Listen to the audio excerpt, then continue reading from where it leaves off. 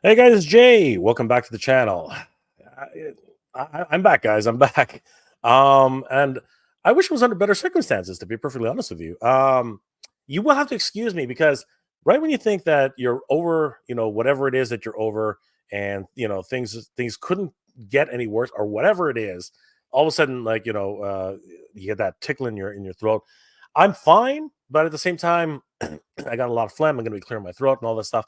So I decided it's probably best not to do this alone because then I can take a break. The other guys can take over. So I got a whole bunch of fun guests with me tonight. And my first guest, who I announced very early on, and contacted because we have to talk about this, guys. This is just one of those things. It coincides with so many other things that are happening in the toy industry right now, but this one's pretty significant to anybody who's a fan of this channel and, of course, a fan of Master Universe. But to help me along with that, I want to bring in one of my very special guests, and of course, I can't do this without them. So, guys, help me welcome, and I have to do this right. So, here we go.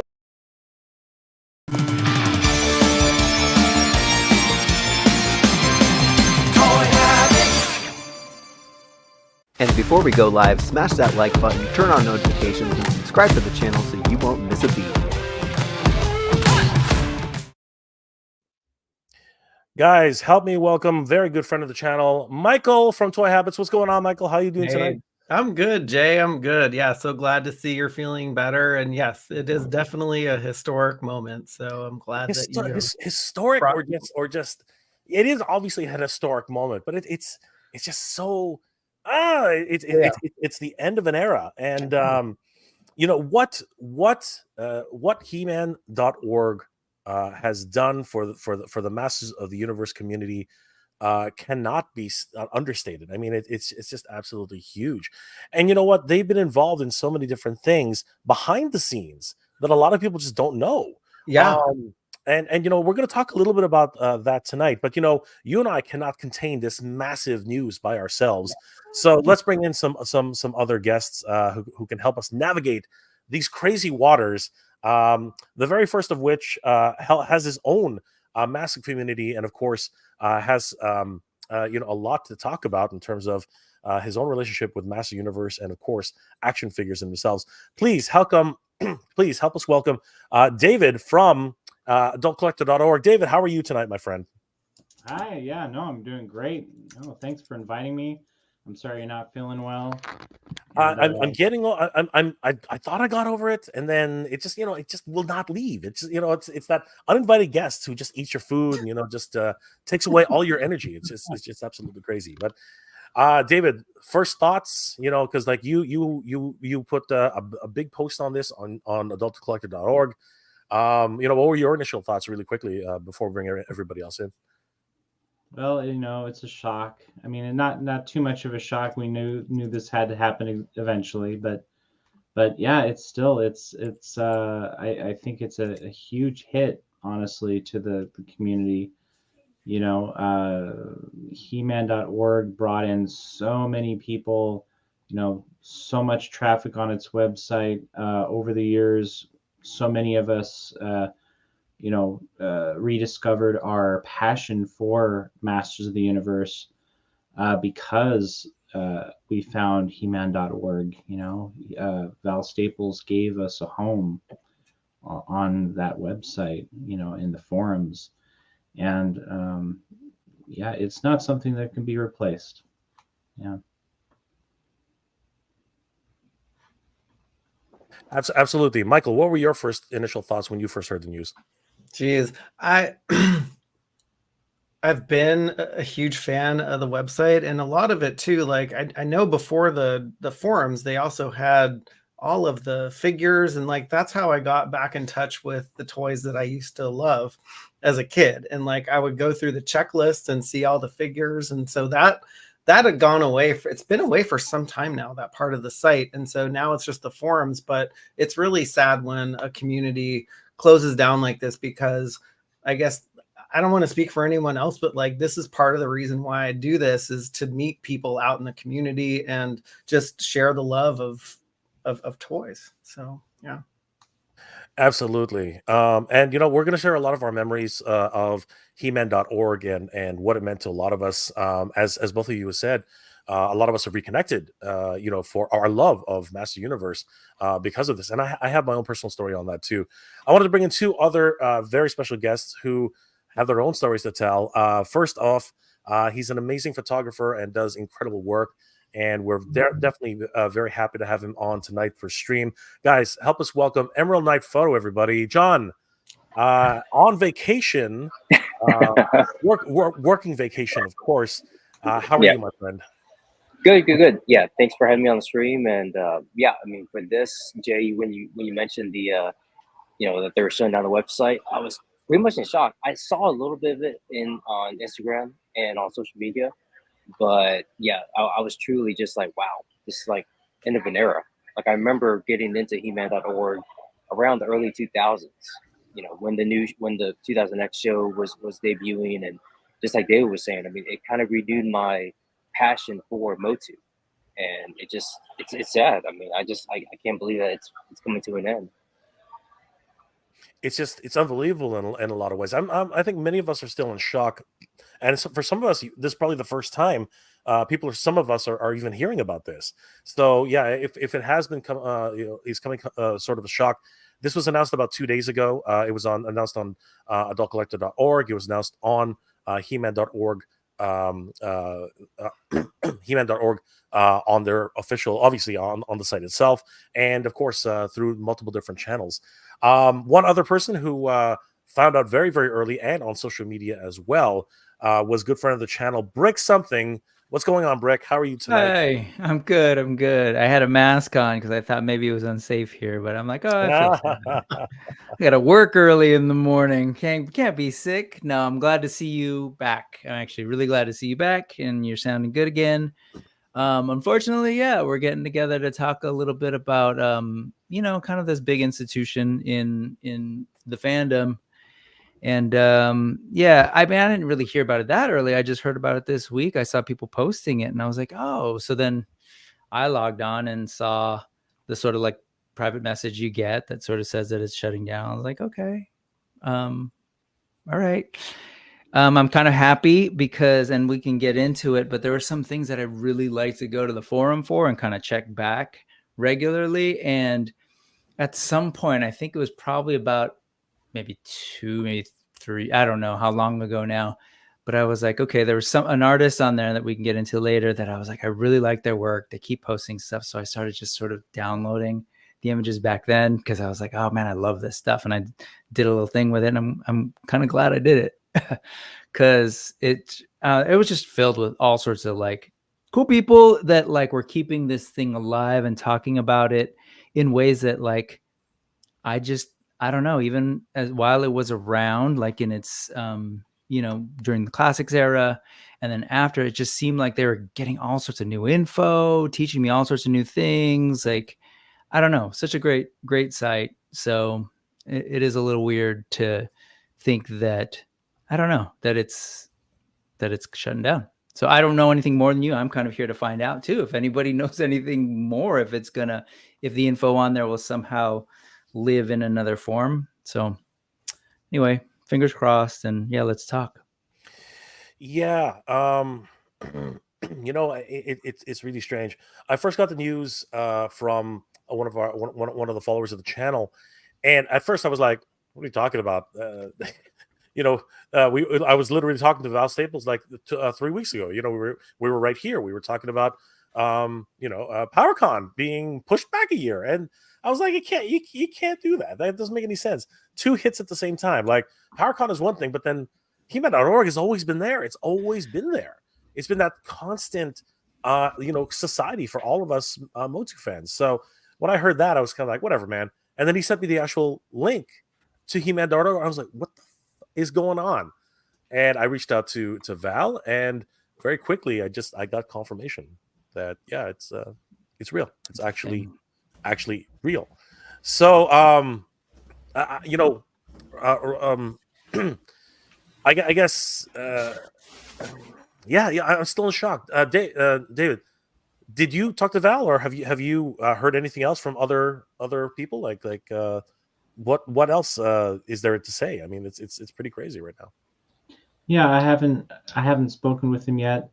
I've been super busy, just go all week, and so yeah, I haven't really spoken to too many people about it yet. But yeah, I'm just still shocked like everybody else, and already just really sad that like you said, this pillar, this constant in this Masters of the Universe community is now going away. Yeah. Yeah, it's pretty disheartening for many of us who have been. I'm gonna go around the horn and just ask, what everyone's experience was with He-Man.org, and of course, it doesn't necessarily have to be. It's like, for instance, in my case, I was more of a lurker. I'm gonna be perfectly honest with everybody. I was more of a lurker. I used the site as a resource to learn more about Master Universe, to learn the history of Master Universe, and I would just I had accounts. I didn't really participate that much, but what was there and the community and the camaraderie that was there could not be denied. And there were a lot of people who used it as a way to keep in touch with each other. Again, I'm the first one to admit that I literally just sort of stayed in the background and did whatever, right? Um, because Facebook was around. There was just so many other things that were happening around the time. um, John, like, what was your experience overall with the site itself? Pretty much like the same as you, Jay. I was kind of like a lurker. I mean, it was like the early days of the internet back in the early 2000s when I got on. I mean, nowadays you have social media, you have Instagram, X, Twitter, whatever they want to call it.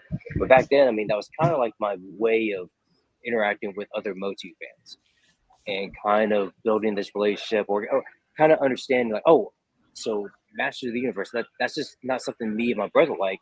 A whole bunch of people like it. I mean, tons of people like it. Yeah. So that was kind of like eye opening to me, knowing that, oh, okay, well, that's kind of cool.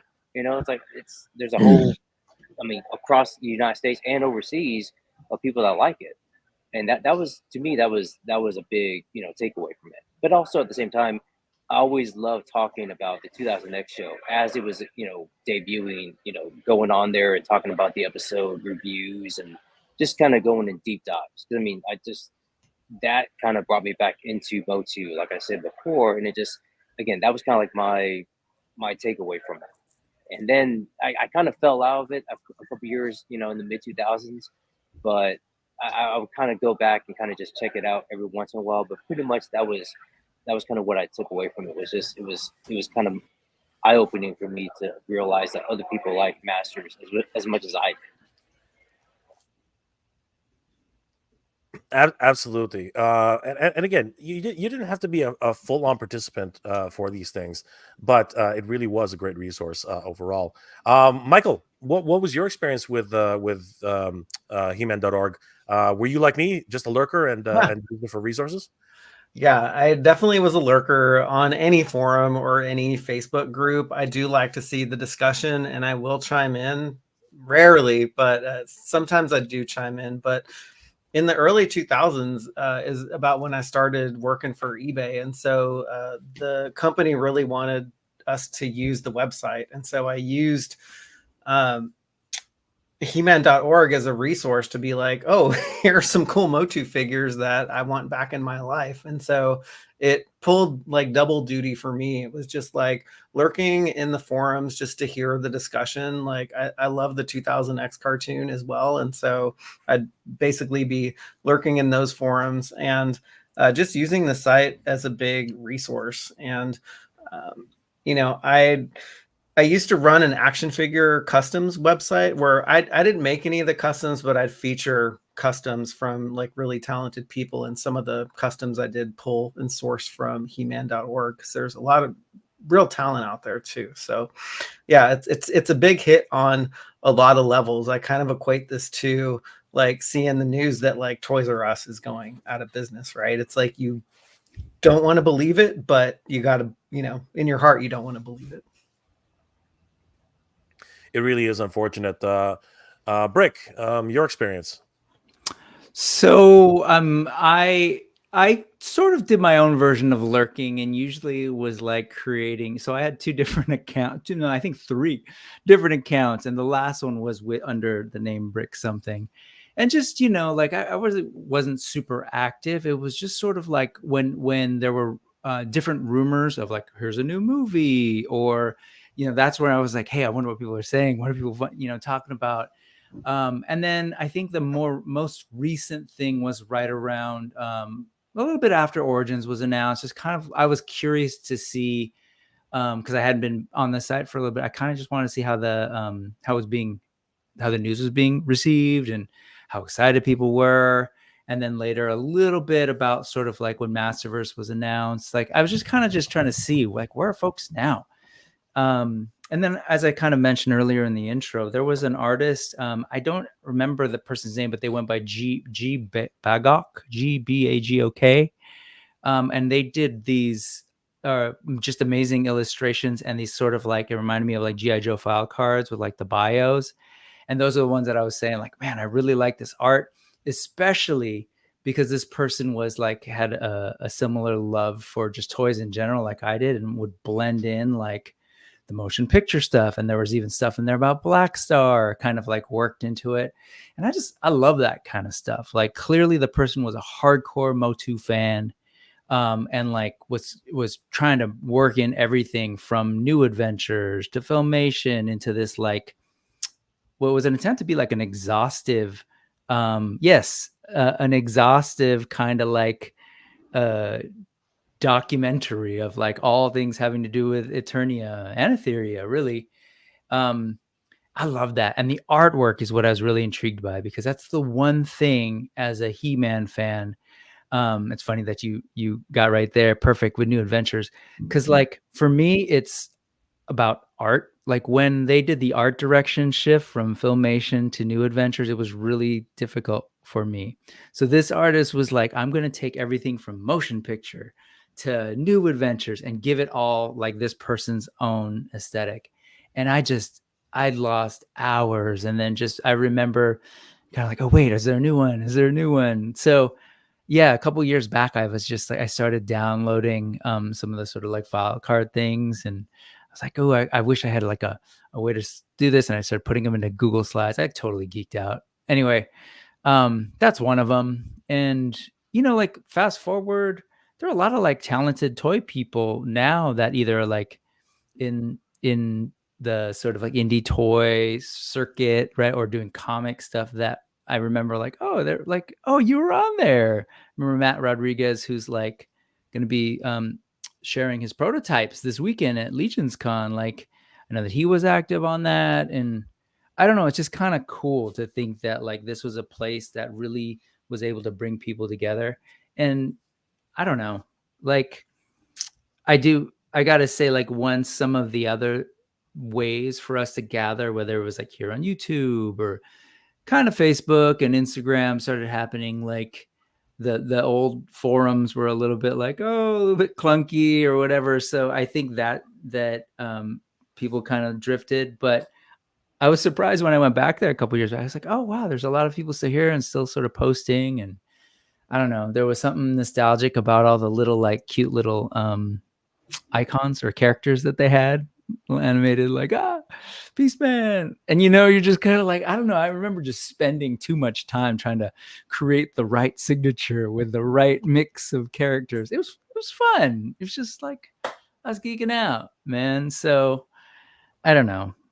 It was a cool spot. It was also a cool place to hear people talk about like just the value of classics figures and like where I don't know. Anyways, it was just a fun place for like-minded people to get together. And as you all kind of mentioned, like this was a spot that I feel like was helping to keep the community like together and coalesced. I don't know how much. I've always been curious to what extent like Mattel paid attention to it in the off years, but I mean, this was like your hardcore fan base, like people who were keeping it alive even when there was no like real current reason to like be talking about Masters of the Universe. So anyway, it's an interesting time. It's just changed, right? Yep. Yeah. True. David, what was your overall experience? Well, I really got excited about Matt. I mean, I loved Masters of the Universe as a kid, and then I moved on to other things, and then right around the time of 2000X, I became aware of the 2000X toys and the cartoon, and I got really excited about it and found He-Man.org, and so I was kind of like a lurker, I guess. But then when classics rolled around, yeah, I really hit it hard. I was on He-Man.org quite a lot. I got really into making custom action figures with the classics figures, and I really enjoyed the fan votes. You'll recall He-Man.org had these fan votes to determine, which figures would you like to see next in the classics toy line. And I was following along and making charts showing you, okay, this really detailed chart showing you like, okay, in this round, we're likely going to see these figures drop off. And, and actually Val brought me in to help him out with those. And I was the person compiling all of those images and helping him make this, this happen. And yeah, it was really exciting. I love little custom projects. Like you might remember, I did a whole thing with miniature mini comics. I provided templates so that people could print them out and make their own. Another project was what was it? There was the mini comics. Oh yeah, a big one was it was artwork that you could download and print out to put inside of your individual figure cases. And I had tons of templates, tons and tons of them that I made in Photoshop and had those available for download. That was really fun making, having all these different Photoshop projects. And then when the fan vote came around, oh no, it wasn't the fan vote. It was the other thing was there would be these campaigns to keep classics going.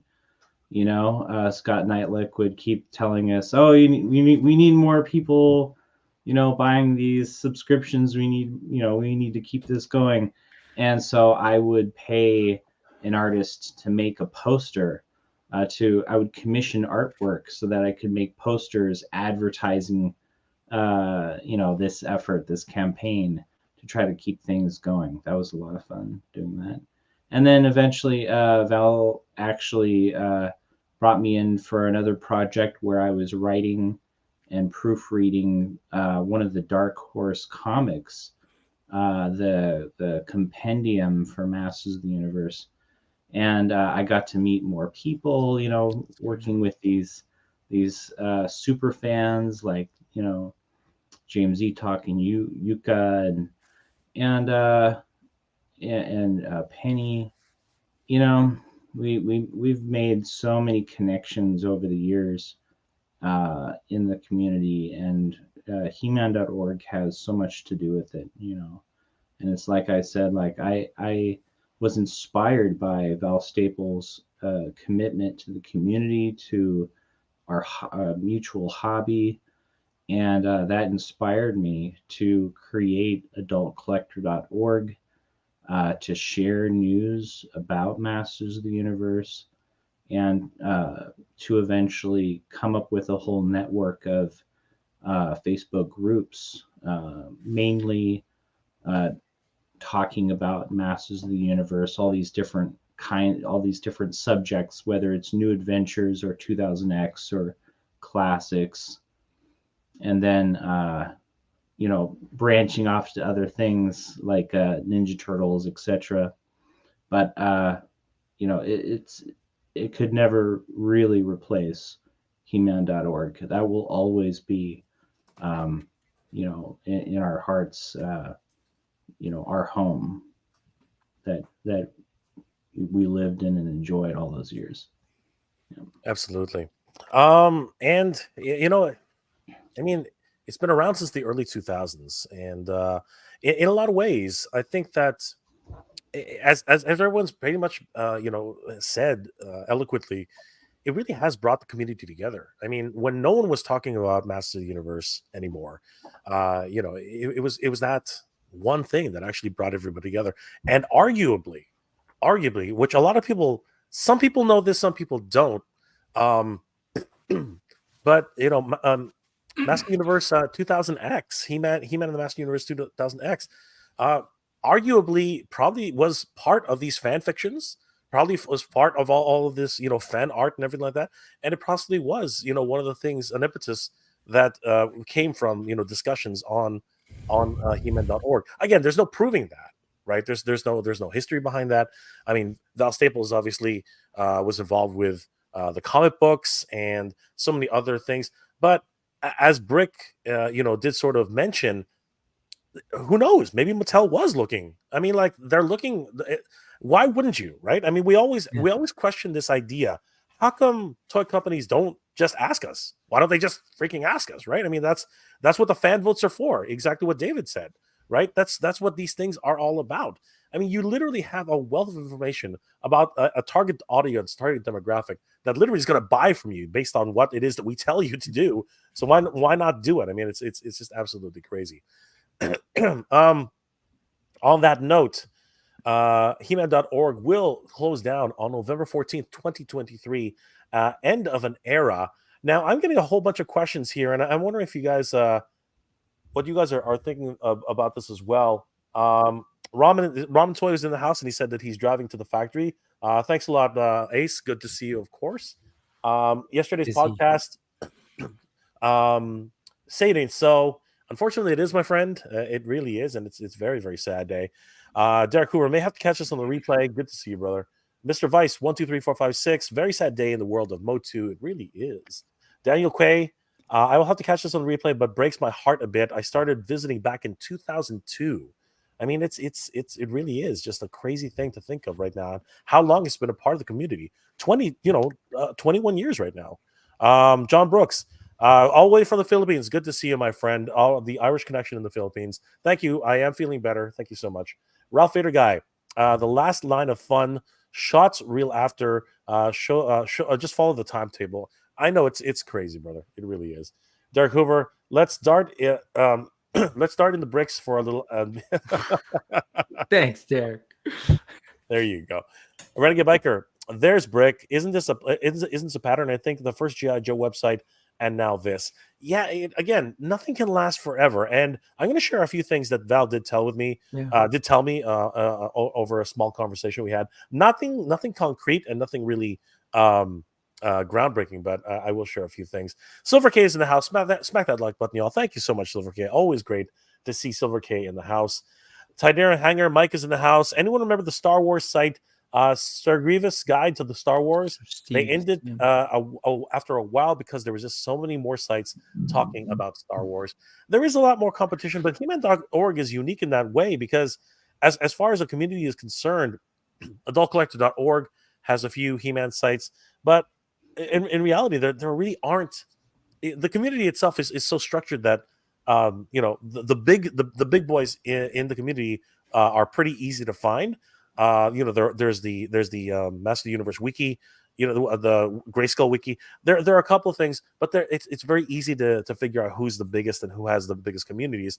And He-Man.org is also one of those huge communities. Yeah, I'd also say too, like it's not like I don't look at all of these like sites as competition. I just look at it from a lens of they're bringing something to the table. They have something to offer that's a different point of view, or just I mean, I think there's room for all of the sites out in the world and all the communities just to come together and talk about the stuff we love.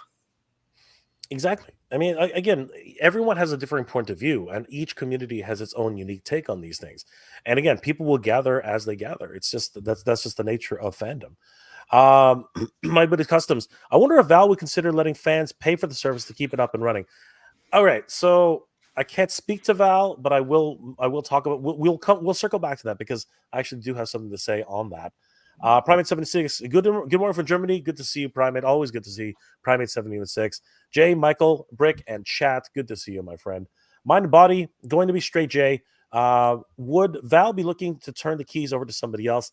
Again, I'm gonna share a few things about that, but nothing definitive because there's only so much I can talk about really. My buddy's customs or set up a donation to let. Again, it's an interesting thing that everyone's asking, right? And you know what? It's so wonderful that the community is willing to talk about this. Something like Wikipedia, yes, of course. It's an interesting idea for sure. I mostly lurked in the early days, fell out many years until the ends of classics, but mostly used it for our resource as well. That's what a lot of us did. I mean, you know, it's not. There's no shame in it. There really isn't. Sometimes you're an introvert and you don't want to. You don't express yourself the way. I mean, that's me. You know what I mean? Funnily enough, that is me somehow. Well, it is customs. Still asked to this day, Brick, there's a new movie? Oh yeah, sure. It'll Yeah. never happen. Okay, I've said it. I'll There's believe it. I'll another believe new it when I movie. see it. Okay, it'll never happen. Never happen. Mind and Body. Lots of talented people, very passionate. In my opinion, were integral to getting He-Man back into the mainstream industry. Yes, I believe so too. I do. Derek Hoover. You know what? I want to throw out a positive right now. Well, two positives. Yes, what the site did for this brand community is invaluable. Number two, Brick and Michael have great hair, looking great. Absolutely. You know exactly what you're talking about, Derek. It's the Bay Area weather, man. It's working for us. Totally. So just not to make everybody jealous, but it's freezing rain outside right now in Canada. Just so that everybody knows, okay? Don't be jealous now. Anyway, Mind and Body, yeah, Wikipedia donation. Yes, again, there's a lot of things which could happen, but we'll have to see. Gabak, I think the Four Horsemen were also regular artists back in the day. Yes, of course. Why wouldn't they be? Again, it was a wonderful community. Cool. Man, so cool. My buddy's customs or set up a donation to let anybody chip in money to keep the forums up. Okay, we are going to get into it. I just want to get through these last few questions. Lurker.org. Somebody should just does that exist? I think it might actually, because that's hilarious. I just bought it. Go for it. Go for it. Go for it. David, you do it. It's going to be huge. It's going to be huge. Mind and Body, good fan fictions were written on there too. Talented writers and so forth. Absolutely. Yojo C, times are changing. They are indeed, my friend. Rhea Black, always good to see you, Rhea.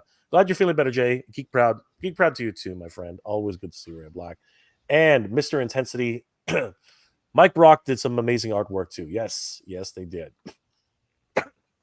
Pardon me, guys. So we're gonna circle back to these last few comments a little later, but we really need to talk about what's actually happening with the site. This is the thing. If you go to the site itself and you click on any of the featured links, they're actually not working. It's my understanding that sometime in early January, at least according to a few like Mattel Creations, like back in early January, there were mentions that He-Man.org was actually temporarily down in early January, and a lot of people were starting to question back then what was actually happening. David, what was your experience? Did you report on that as well? That the site was starting to fluctuate and start showing its age? Yeah, it was down for quite some time. Yeah, I mean, it was just kind of, and it's just kind of deteriorated. You know, first in the front page news disappeared, and it was just the forums, and then the whole thing went down, and you know, it's primarily a matter of you know, having the time to get it fixed, you know, to keep it going, and yeah, I remember Val telling me, yeah, it's not gone. It's just it's just down for maintenance. And so yeah, of course we saw it come back eventually, but yeah, that definitely started to make fans worry about it. They're the architecture as well. I mean, it's definitely based on a much older blog format, forum format, um, and I think what do you guys think? There are just so many other resources out there that were utilized, like social media. Social media, I think, changed a lot of how people consume and gather and do their thing. Like, what are you guys' thoughts? Was social media a really big impact on He-Man.org? John, what are your thoughts on social media playing a big part on this? I mean, pretty much, yeah. That's it. I mean, for at least for me, I feel like with social media, I mean, I get most of my news either from YouTube or Instagram, pretty much with toy news. I mean, it's pretty much right there at my fingertips. I mean, with the apps, I mean, with the user integration, everything about it. It's just to me with the way the site was set up. I mean, looking at it now, it's kind of I hate saying archaic, but that's pretty much the way I look at it. I mean, it was good for what it was at the time, but nowadays it just like it, everybody just wants to get their news kind of like real quickly. They just want to just Mhm. like scroll and just kind of just like just get it fast and just like okay, boom, okay, that's what it is, or get it like a video, whether it's a YouTube short or Instagram reel, or something that kind of just like kind of gets their attention real quick, and then move on to the next thing. I mean, to me that's pretty much what I feel is you kind of just progress into different things, and that's for me. Yeah, I just think the whole forum and discussion board things are kind of like you know a thing of the past. I don't really use them that much anymore. Um, Michael, what are your thoughts? I have a different opinion. I would say that social media might have played a really small role, but I think with a fan base as large as He-Man.org, and even if it's built on a really old platform, I mean, look at Craigslist. Like that thing has never been updated for like 20 years, and so it still works. I don't know the logistics of like how much it costs to run a site like that, but I mean, if it's running now, and if it ran 20 years from now, it could probably run another 20 years, in my opinion. But I think there are so many just outlets to have your and share your opinion. There's YouTube, there's Twitter or X, or whatever the heck you want to call it, Instagram. It's like everything has a comment, like LinkedIn. It's like like there are so many things, but really, if you want to go talk about MOTU, it's like you go either to adultcollector.org, you go to He-Man.org, or so it's yeah. I mean, those are the places to go talk about Masters of the Universe. But on that, and I know I totally see where you're coming from, Michael. But having used a platform like Facebook, and obviously Facebook allows for .coms and .orgs and .cas to actually redirect directly to Facebook. David, what's your experience been like? Has social media played a major part? Obviously, I'm talking to the man who's using it right now. But what's your experience on that? Well, the question is did social media play a part in people falling out of use of He-Man.org? And I mean, yeah, I believe so. Like as it's been said, there are so many different ways to connect in different places and talk about Masters of the Universe. Discord is a big one, Facebook, YouTube, etc. And so it's the changing times, the different preferences people have for how they want to connect and where, and the different capabilities. It's so much easier, so much faster to get on, let's say, Facebook to share a video, for example, than to try to register to a forum like He-Man.org and to try to then get into the right place and to try to attach an image or a video, something like that. It's just at your fingertips. It's Yep. easy, social media. So and that's kind of what I was with all the Facebook groups that I set up. It was to try to emulate something like He-Man.org, in that they have in the forums, they have the different sections, one for classics or vintage. And so I figured, well, and when I went to Facebook and I wanted to have that same experience, I saw that there was a big hole there, because you go to all these different Facebook groups and it may say, like, that it's Masters of the Universe talking about this or that. And what I saw was, one, a lot of spam, a lot of toxicity, a lot of just like okay, this group is about this subject, but then it was, the content that was there was just generic.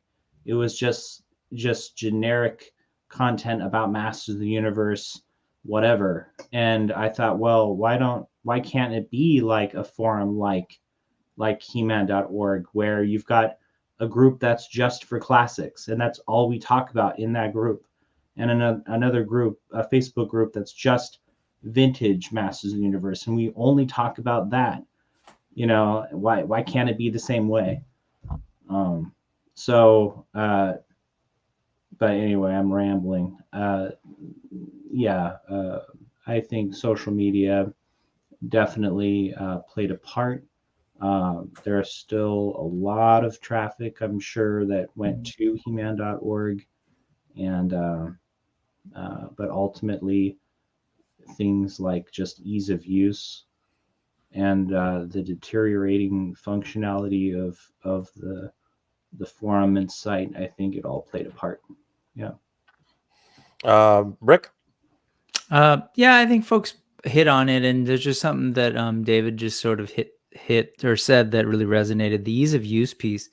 It's that, I think when I was really using it heavily, I was on a computer all the time, and it's not the easiest thing to kind of look at on your phone. You kind of have to do a lot of like moving and zooming, and so I was like, oh man, is there an app? Like it's kind of like you said, it's like I could just copy and paste an image here, and that's hard. I mean, unless you're to update it, it just seems to me would take a lot, especially if you wanted to maintain the old posts and everything, right? To like upgrade the system. I can see that being really hard, while, as people have pointed out, there's just a lot of sort of, I know it's not competition, as Michael said, but I think it is competing for our attention when I'm used to being in a certain ecosystem and just quickly like talking with people. The closest thing for me to what David's describing is, it's not Facebook. Like I struggle with that too. Or you'll be in one group and another Masters of the Universe group. It's a little bit different in personality and makeup. And like, sometimes people will double post. And after a while, it's kind of like, but the closest thing I've got, like Discords now, are kind of that, in the sense that there's the channels, and it's so I just think, yes, there's a lot of things competing. And then I think also for me, admittedly, like I like a lot of stuff too. So if there's other places that are there's a channel for MOTU in this Discord, but there's also a channel for this, and time is finite. We can't be everywhere all the time. And I just think eventually it makes sense that, it becomes a struggle to kind of like hold onto a community, especially like one based on relatively old tech. I remember being on something similar with the Lego thing. It was called From Bricks to Bothans, and very similar in terms of like the interface and stuff. And it was cool, like back in the day. And then, newer things develop. And I remember them trying to do an update, and then things would break and it'd be down and people would be frustrated, and they go back. Like it's not easy. It's running that kind of thing. And people are mentioning things like yeah, it costs this much to host a monthly website. Yeah, but it's also like you're talking about a lot of data that's been accumulated there for a while, and I don't know. You've got the back end of that. I'm sure updates happen and things break. You got to fix them. I don't know. It just seems like a lot to sort of manage. So I don't know. John, what do you think that social media has played a big, or did Start us off. Yeah, I started off. yeah, that's right. Started You off. did start off. We've gone around the Yep. horn a couple of Full times. circle. yeah. Yep. I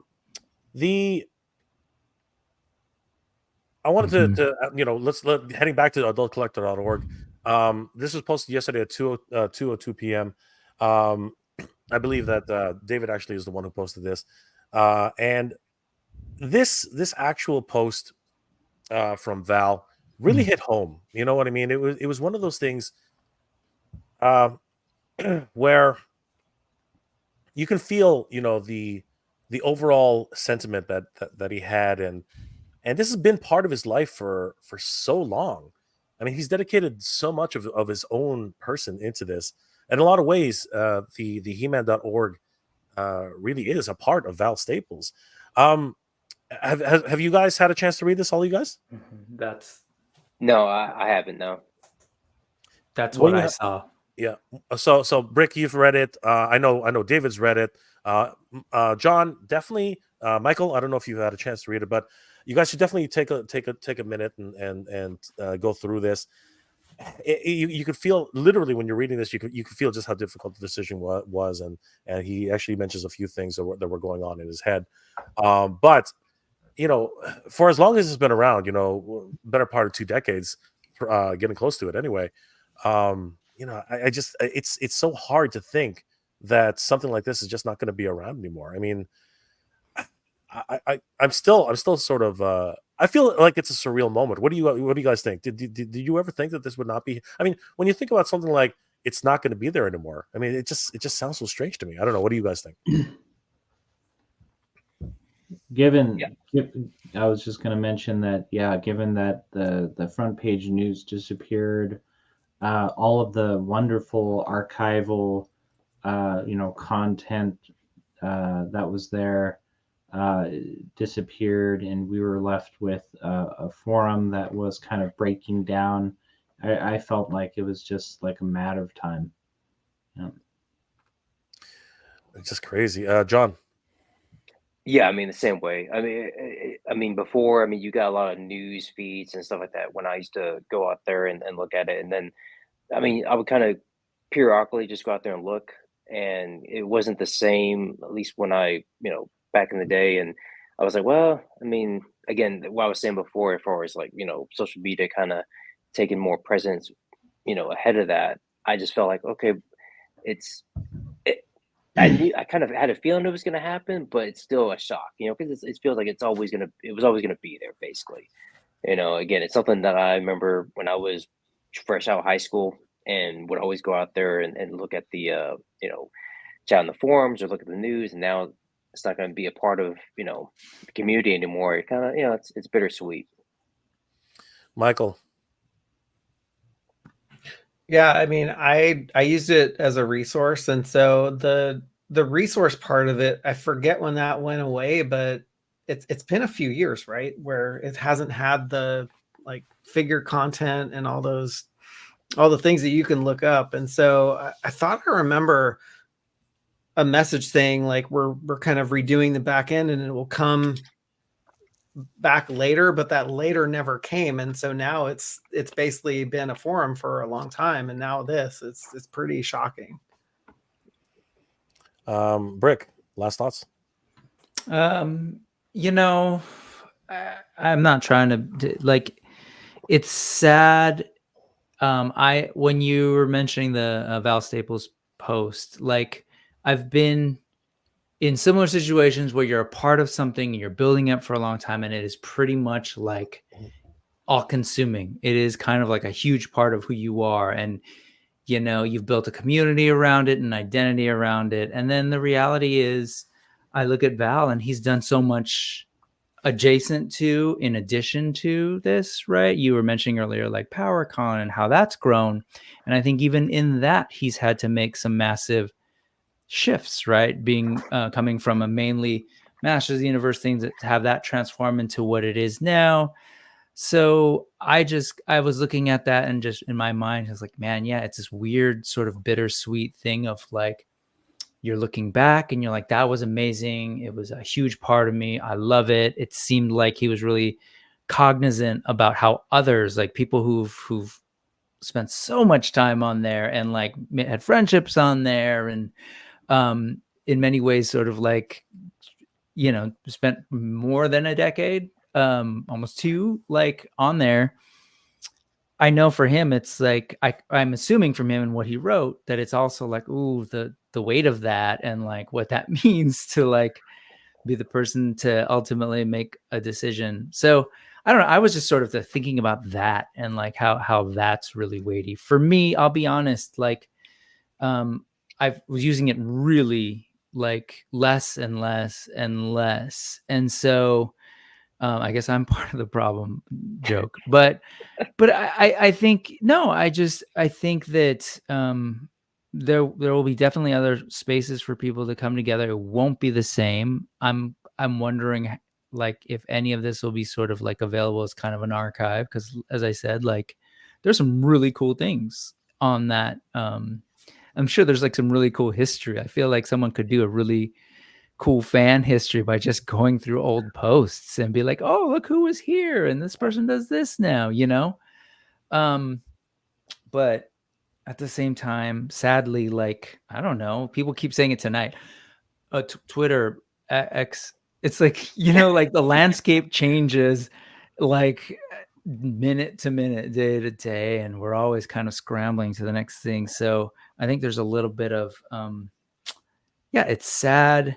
It's also like, I don't know. Yeah, that's it. I just a lot of like random thoughts, but I'll go back to that other piece. I just really hope that there's some way to retain. I'm sure Val has some kind of backup. I don't know if anybody knows, but I really do think there's like a bunch of books in this that you could pull out of just this. And I think it's part of toy history. Like a couple of us were talking the other night and we've had this idea about like, man, there's so much to the actual toys that come out, but then there's so much about this stuff.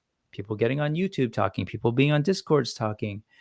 There's a lot of like, for me, I teach history, by the way. There's like so much cool primary like resources in that thing. Oh, remember when Armies of Ashmore that's coming out, when they were like starting to tease out some of these characters. They did it on this forum that once existed, you know, like there's real toy history in that. People were like, the Four Horsemen were there. Like, I don't know. So I really, really, really hope that somehow all that data is with Val and it finds another life. You know what, I know what you're saying, and I know, but you know what, there are a lot of people who are questioning, you know, the exact same idea. My buddy's custom says, I wonder if Val would consider letting the fans pay for the service to keep it up and running. I'm just going to go ahead and answer that question. The answer is no. I asked Val, and he didn't say not to talk about it, so I'll just mention this right now. He said that there are a lot of other reasons why, but realistically, at least in the short term, the answer is no. Mind and Body asks him about very much a similar question. Gonna be straight, Jay. Would Val be looking to turn the keys over to somebody else? I will also go ahead and say no. I'm just gonna go ahead and say no. Really, at the end of the day, who do you hand your children off to? You know what I mean? Like, who do you hand your children off to? You're not gonna hand your kid off to anybody else.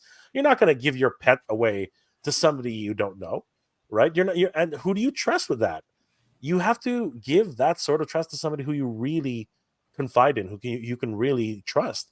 And I'm not saying anything about what Val told me, but I'm going to tell you right now, in the short term anyway, it's going to be a no. So that's probably as far as I can talk about it anyway. Sub Japan. John looks like Jose Canseco in the thumbnail. American Discord is has been harping on this all night. John, are you related to Jose Canseco? No, but I've gotten that a couple of times. Yeah, he was. Hey, I'm an A's fan, so well, A's and Rangers. But yeah, I mean, Bash Brothers. Yep, I grew up during that era. Canseco used to live in the community right next to me. So. Oh yeah. Oh nice. Are you gonna travel down to Las Vegas now? Then, John, is that the plan, or like what's going on? Because no one's going to Oakland A Stadium anymore, man. Nope. That is gone. That is gone. Yep. Late to the party, we'll have to watch replay. Isn't there something that could be fixed with a domain transfer to somebody else? Again, that's all with Val Staples, and really, he holds all the cards. He's put his entire life in heman.org, and it's just not easy to hand that off to somebody else. It's just not. It's not something that you can do. Again, it's your baby. It's his baby, and that's just not something that any of us can really say or even ask. Well hung banana hammock says, sadly, internet chat boards are going the way of the covered wagon, telegraph, and the VCR. That's debatable. That really is. There are a lot of other very successful organizations out there. A lot of technically, I hate to say it this way, but what's that stupid site called again? I don't know, but that's a great intro. I despise it so much. That's why I don't usually keep it stored up in here. 4chan? 4chan is basically a gigantic chat board. Same thing with Reddit. They're all variations of forums, right? So I mean, they exist in different ways, but they still exist. And again, it could be the platform, it could be how old it is. But like we've been talking about for a while. And yes, I am old, so that's actually why that happened. Basically, the memory just doesn't. We are all old, Jake. Yep. Yeah, when John started saying, when I just got out of high school, I was like, man, I'm old. Hey, man. Mind the body. I have to think about YouTube is a new community board to a degree. It's in terms of sharing information, I think you have a point, but in terms of actual interaction between people, because with forums, the one thing that you could do is you could create your own board, right? You could create your own sub discussion, right? You really can't do that with Facebook. You know what I mean? If you're part of a community like adultcollector.org, you have to ask permission to do something, or you have to set it up in a very certain specific way that requires rules, right? In certain ways, and this is something that David brought up, it was a way to create different conversations, but at the same time, it would also lead to very poor, depending on the mods and everything like that, it could lead to a very toxic environment. And I think that a lot of people don't appreciate that. And I think that's possibly another reason why certain things like that, certain aspects like that happen. Did you guys ever notice on heman.org a lot of toxicity? I think there was a lot more drama than there was toxicity than anything else. What are you guys' experience with that? I never did. Well, I mean, I never dipped my toes in when the Revelation came out around that time. It was mostly on Instagram, so I kind of stayed away from that. But early on, I don't remember any real toxicity. I mean, a little bit stuff, 2000X. I mean, complaining about some part aspects of the show, but nothing really bad. But yeah, I imagine there might have been some when Revelation came out, but I kind of stayed away from that. Brick, did you notice anything?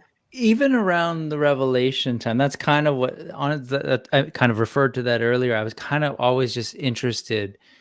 Whenever something new came out, I went back there to kind of see, like, okay, so what's the pulse check? Like, what are folks thinking? Are people excited? Yeah.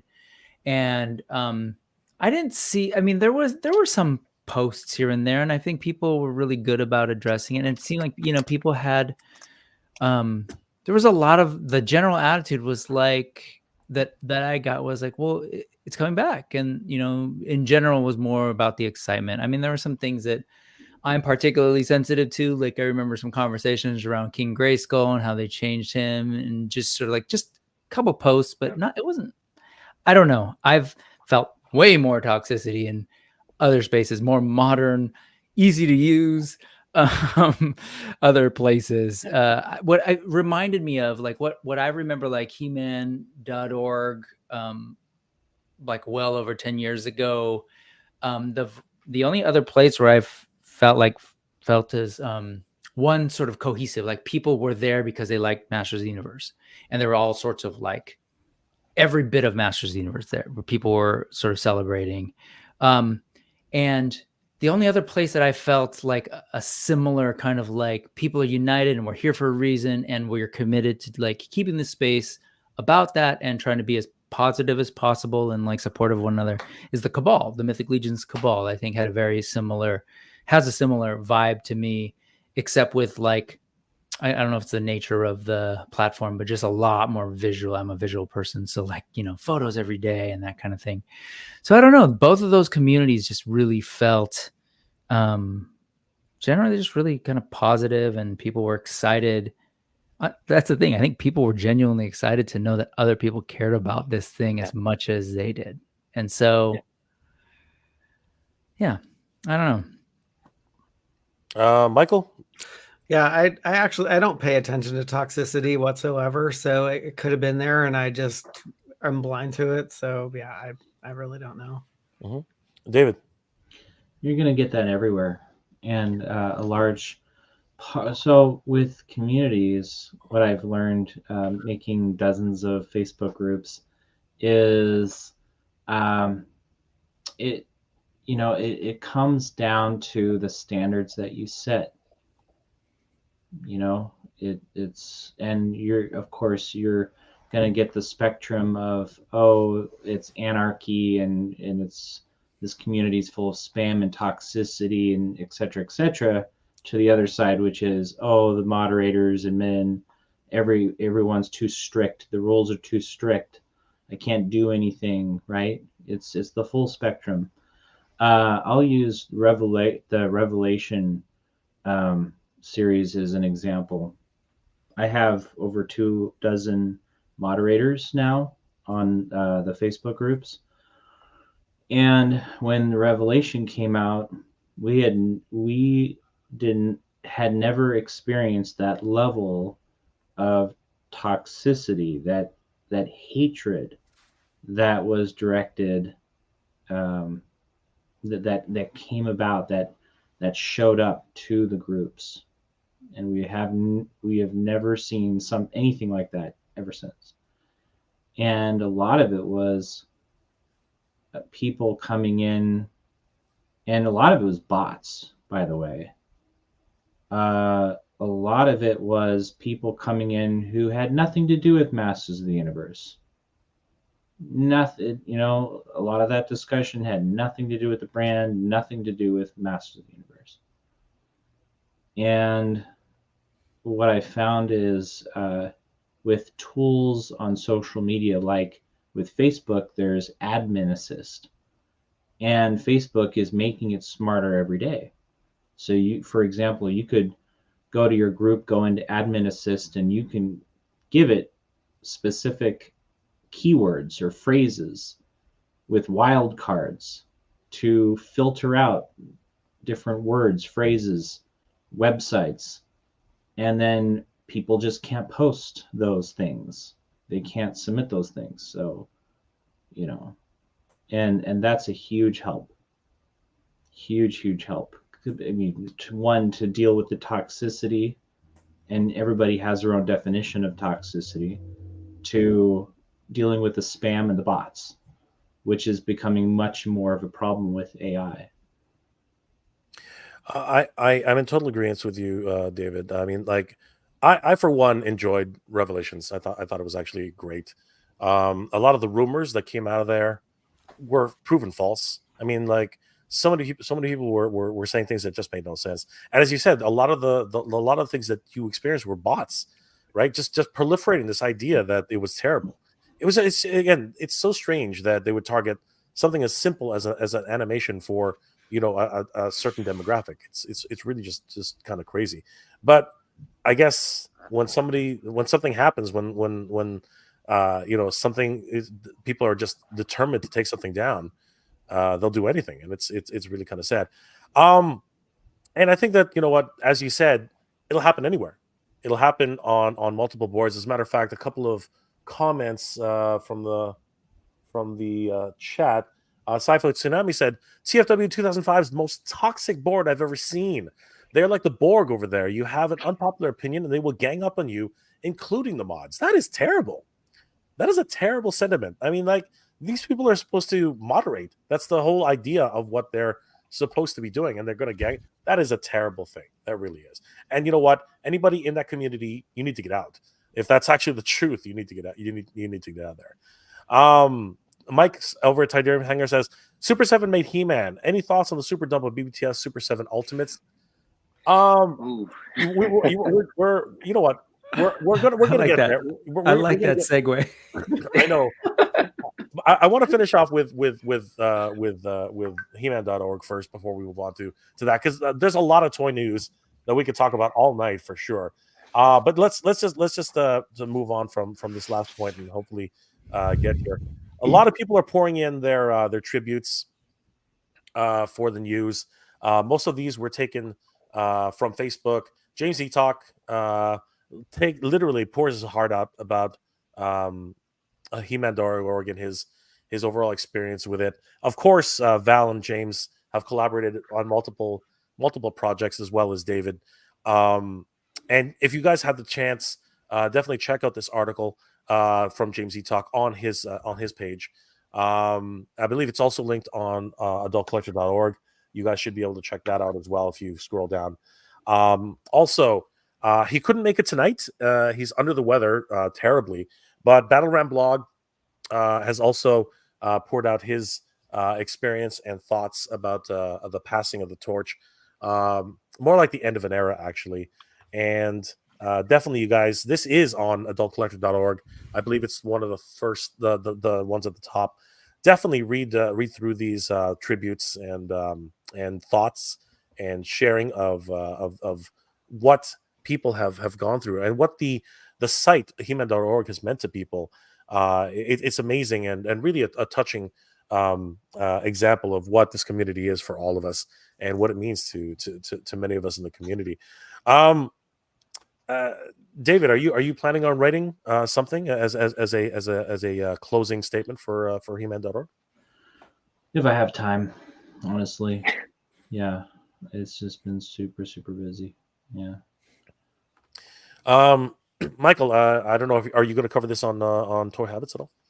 No. I mean, there's really not much to cover than what's been said. So yeah, we're not going to be covering this one. Yeah, that's no problem. It's just that for me, I think I just feel this need to have something, and I really do hope that Val will put up or leave up a memorial page. I mean, I think it was SegaNet had something like that up for years. It was just this tombstone with Sonic on it. It was really weird, but I really would hope that there would be some sort of like mini site left over.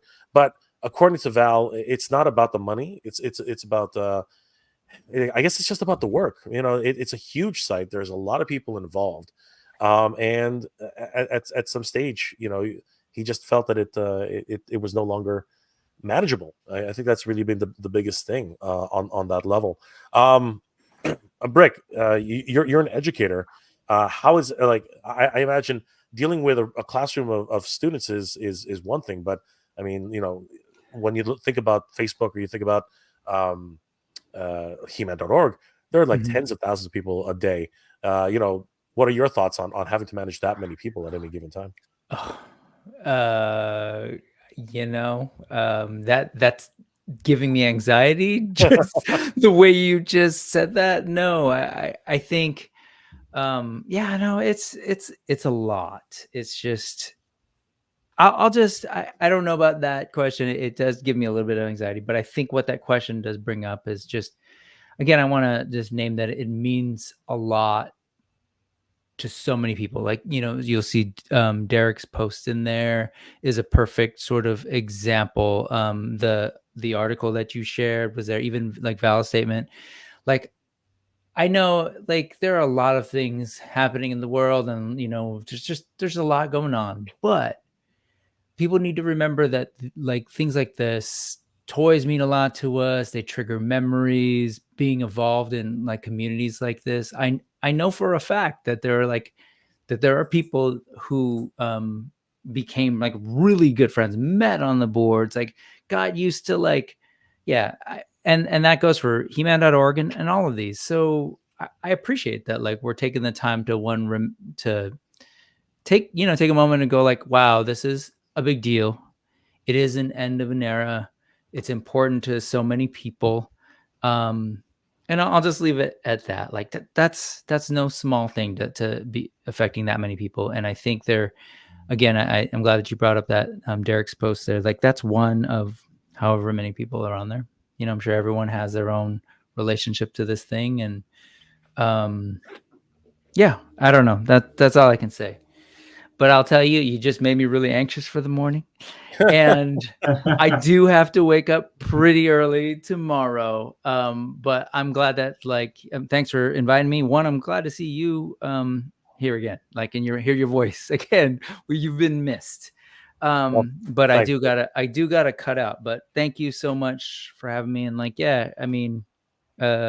it's a big deal, and I'm glad that you wanted to put this together for folks to come through and just kind of share some thoughts and ultimately hopefully just be happy about like that thing, those positive experiences that we had, that we all got to hang out. And well, on that note, Brick, how can people reach you and what are you working on right now?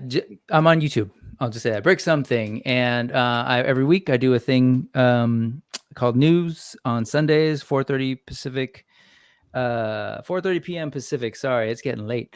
But also I'll just say that I'm really excited about this weekend because, again, connecting it back to He-Man.org and Masters of the Universe, the Four Horsemen who clearly had a relationship with this brand, and from 2000X to helping like launch one of the best parts of this brand, this IP in MOTU Classics, they went and did their own thing, and that thing has grown, and I'm a part of that Legions community. And I will tell you right now that on Friday morning, I'm going to be glued to YouTube because I can't go to the con, but I'm going to be sitting there. As I said to you, I think some of you all, or maybe I said it earlier in the start of the stream, I'm going to watch the money come flying out of my pocket because they're going to announce so many things that I'm going to want to buy. So that's it. Yeah. But He-Man.org, peace and power, as I always say, because we have the power and all that. And it was really cool to have that place for all of us to get together and to see that I'm not the only person that really got stuck in the 80s with this character and this world. And it was cool. Anyway. Derek's reminding us that Brick is working on getting 700 subs. That's what's going on, guys. Definitely head over to Brick something. Let's get him up to 700. Let's get him up to 1,000, guys. Thank you. Give a like and a follow to Brick something. Wonderful creator, and of course, he is got to get up early in the morning. So we will be saying good night to Brick. Thanks for hanging out, guys. Yeah, thank you, David. Very nice to meet you, and thank you for all your work and everything that you've done over the years. Yeah, all right, folks. Good night. Take it easy, Brick.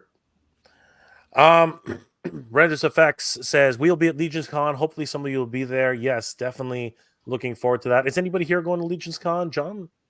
No, I won't be able to, unfortunately. No, neither you, Michael, David. No. Nope. Anyway, I'm pretty sure a lot of people will be going to Legions Con. It's going to be the thing to do in November. Yep. So congratulations to everybody's heading there. Going to get those exclusives. Spend some money as if we haven't spent enough already. Jeremy Ice and Fire 33. I lost Conseco. I still have my Host of Conseco 1989 bubblegum card and tops never opened. Well, John, looks like everyone wants you to pick up the Conseco mantle. That's hilarious. Good channel. Yes, Brick Something is a great channel, but you should also check out Toy Habits, adultcollector.org, and of course on Instagram. Definitely check out Emerald Knight Photo. You guys will not regret it. Renders FX, well done and well said, Brick. Yes, 100%. John will sign your baseball caps for $10 a pop. Well, there you go. John is ready. Yep. He has the pens and everything. Got it. On that note, everybody, unfortunately, we are losing heman.org, but there's a ton of other communities out there, including adultcollector.org. Definitely give them check them out. It's a wonderful community there. A lot of wonderful moderators, and of course, David, is somehow involved. I don't know exactly how, but he's doing the best that he can. And I do believe Toy Habits is a place where you can go to for a lot of great toy news and wonderful insights. And I heard a rumor that maybe there might be something in the works. Michael, any thoughts on that?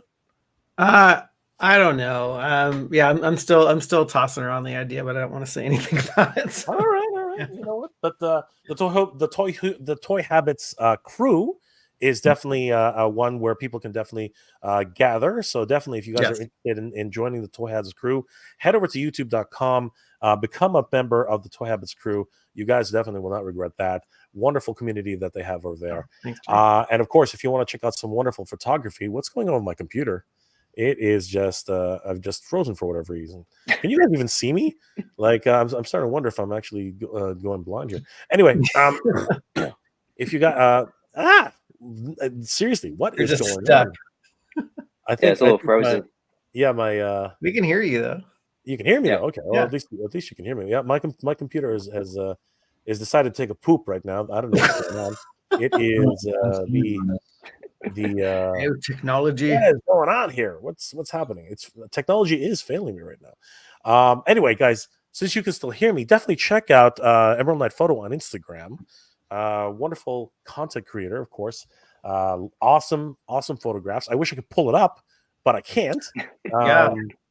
This Actually, I've wanted to do like a best of Emerald Knight for a long time. I was going through your Instagram posts and I was like, dude, such amazing pictures. I was like, I want to take like 5 or 10 of them and like showcase them. It's so cool. Oh, thank you. Appreciate that. Poor Jay. Okay. I wanted to go through a few other things, but literally my computer is failing. I think Jay is using his virtual background as himself. It's just a picture of Jay. What is going on here? Everything is failing here right now. I don't know. This is what happens when He-Man.org is going down. My stream is going. I don't get it. At least you can still hear me, and I think you guys can still see everybody moving. This is just so frustrating. So frustrating. This is just what is going on here. I'm gonna do something else, but this is just so weird. And I'm on the worst frozen face you could ever imagine. It's my slack jawed mouth open. I'm You totally, got your eyes open though. totally out of the moment. It's just absolutely crazy. Yes, the radio experience. Just I nuts. love it. I'm gonna go ahead. I don't know what's gonna happen here, but Michael, let's just go ahead and talk about Super 7. I mean, what else are we gonna talk about? Oh, geez. What the heck is going on? Like, seriously, David, have you heard about this crazy fire sale that's been going on? Mike, John, what are your thoughts about Super 7 right now? I wanted to mention that I called Big Bad Toy Store, and they said that Super 7 they said, well, you know how stingy Super 7 can be about this stuff, about discounts, and they actually came forward and organized this sale online. So I love it. It's Christmas. Christmas came early. I had already came back from a toy show. I spent a lot of money, and then here's this. Oh my God! This amazing sale on Big Bad Toy Store for these figures, all the Super 7 Ultimates figures, a lot of them. And so I was like calling up my brother. Hey, I've got your Christmas, gift for me all picked out. It's all done. That kind of thing. So yeah, actually my brother did buy me. He's like, okay, what do you want? So I'll just send him a link. How about this? And he's like, okay, that's Merry Christmas. That's your Christmas gift. So, That's awesome. yeah. But I did spend too much money. I'm just thrilled that this happened and that we get to enjoy some cheaper toys. Yeah, I'm with you on that one, David. I use this as my rabbit hole falling into to jump into the TMNT Ultimates line. So I got like waves 1 through 6 and a couple other characters for literally half off. It was pretty amazing. Yeah. Nice. I live close to San Francisco, so there is the Super 7 store, and I was admiring those figures when I went into the store, but I was like, geez, they are $50 a pop, which I do buy a lot of regular price Super 7 toys. The snake armor. But yeah, I really have enjoyed them being on sale because you don't see this very often. No. John? Yeah, and it's great that you can bounce around to like Big Bad Toy Store, Entertainment Earth, Amazon, to try to find some discounts. But yeah, this has definitely been the deepest cuts that we've seen in quite a long time. So, John, yeah, I mean, I was shocked when I got the email from BBTS. I was like, and I went on the website. I was like, wow. I was like, this is like crazy. And I think Sci-Fi Tsunami. Yeah, I haven't got anything yet, but I may want to just get in a bat. I mean, for $22. I mean, or get two. I mean, you gotta have more than one. And because I'm going all in on the Joe Ultimates. I mean, those Sunbow accurate versions are just like, that's beautiful. A deep cut. I mean, they're amazing. And maybe the Power Rangers as well. I saw Goldar on there. I was like, oh my god, it's like, why now? $22 or $25 or something. I don't know. Yeah, 22. Yeah, that's crazy. That's amazing. I mean, I was just like, it's funny when those originally came out, I was like, I'm gonna army build these, and then I put 6 in my cart, and I'm like, what am I doing? They're $50 a pop. Yeah, exactly. Cancel that one. Yep. I am kicking myself a little bit because I did buy those at more or less. No, they were full price, but there's no regrets. I don't have any regrets because they are amazing figures, and what really kills me though, and I don't know if you guys have been noticing this lately, but there are a lot of people who are jumping on the, oh my god, Super 7's dead. They're it's over. And I can't believe how many people are actually saying that, because. And I was going to put this into an episode, actually. They just got an influx of $12 million from an investment company. Oh, wow. So I just don't see I just don't see how that equates to failure. You know what I mean? Like they just had a successful campaign with the Cat's Lair. So I don't know. What were your thoughts, guys? Like retailers, they're in the business of moving product, and if your product is going to sit there, it's not doing its job, and so they have to move it somewhere. This is where like the big box stores, they have their seasons where they have to put stuff on clearance. It doesn't mean that the lines are ending. They just have to move product off the shelves to make room for new ones. And so with all the stuff that Super 7 is producing right now, I would say that it needs to happen. And what I want to know is, I guess, was Big Bad Toy Store, I guess, you're back. Was Big Bad Toy Store, were they wanting to discount the figures versus like Super 7 saying discount the figures? Because I don't see the other discounts on any other retailers but Big Bad Toy Store. So I'm not really sure how that came about. I don't know. David, do you have any insights on that? Well, I know that sometimes it's the manufacturer paying for the discounts, and sometimes it's the retailer. Okay. So yeah, it would be a negotiation. I'm not sure, and so then you end up with on some websites the discounts deeper than it is on another website. So it may be a mix. It could be that Super 7 says, well, we're going to put in up, we're going to pitch in this much of a discount, and then you have to put in whatever you want to put, to discount it at, so that you can stay competitive. Something like that, perhaps. But cool. I wanted to mention, in terms of the doom and gloom over what is really actually just a wonderful thing to have these toys go on sale, is, I kind of compare it to Masterverse. You'll recall that Mattel's Masterverse toy line was kind of a hard sell, because everybody already has the MOTU Classics toy line. Like, why do we need these figures? and so they're not as popular as the Origins. Yeah, they're not as popular as the Origins Masters of the Universe figures. But what people did was they went into Target and they collected a whole bunch of them on clearance.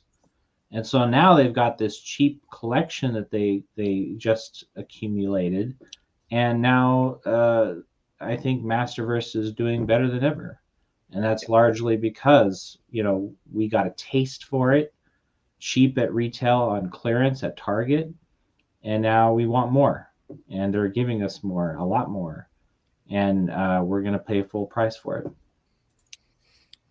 And you know what? It's pretty crazy. I mean, like just looking at these numbers, it is quite shocking. But at the same time, there must be something to this. As David said, if the manufacturer is the one giving the sales, these are some incredible discounts. I mean, 65% off of scratch. 65% off of a Mouser 3-pack, 5-pack actually. Ace Duck 65% off. This one, I was thinking this was a home run. Like Sewer Samurai Leo. 20 bucks. That's just absolutely crazy. Slash, who's going to become a fan favorite in the TMNT He-Man line. Slaker. You know what I mean? All right, Slacker, exactly. Slaker. Slacker. Like this is crazy. 20 bucks. I mean that's about as much as a Origins figure right now. Yeah. You know what I mean? Like this is crazy. And then G.I. Joe, $22. Putties. This color changing Toxic Crusader. Like wow, that's just it blows your mind. It really does blow your mind. And there it is. There's Goldar. Time to grab Goldar. And Goldar's amazing. Absolutely. I think this is actually, like, now that I'm looking at this and thinking about it, it's actually a brilliant move because, like, I've been waiting to dive into the Teenage Mutant Ninja Turtles line, and now I'm going to be getting, wave 7, 8, all the waves that they're going to make in the future too. So, like, and it's also exposing people to things that they would never buy. Absolutely.